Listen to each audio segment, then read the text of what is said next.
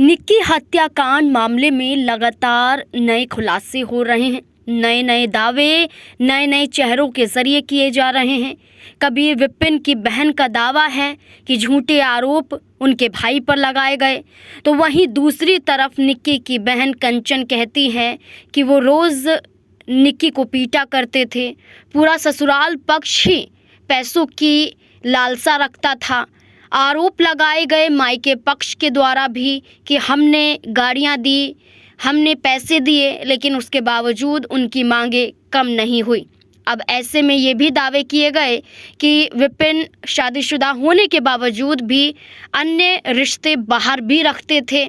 इसके अलावा ये भी कहा गया कि विपिन ने ही निक्की की हत्या की है, निक्की को जलाया है।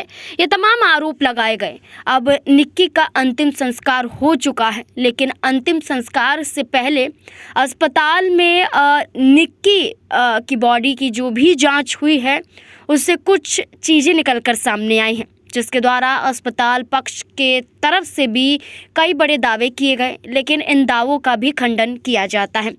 आपको ये बता दें कि निक्की का अंतिम संस्कार हुआ, उनके बेटे ने यहाँ पर आखिरी विदाई अपनी माँ को दी।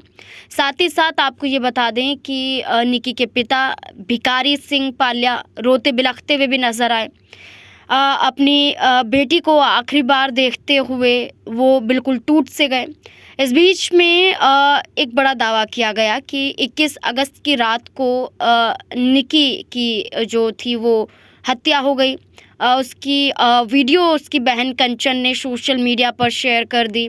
इसके बाद ये देखा गया कि आग लगते हुए एक बॉडी सामने आई। निक्की तड़प तड़प कर मर गई और आरोप लगाया गया कि आग लगाई गई है।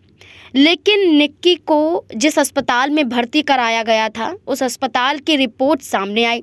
रिपोर्ट में जो कहा गया वो चौंकाने वाली बात थी। अस्पताल की रिपोर्ट सामने आई और उसमें उसकी मौत सिलेंडर फटने के कारण आग लगने से हुई है, ये दावा किया गया, ये बताया गया।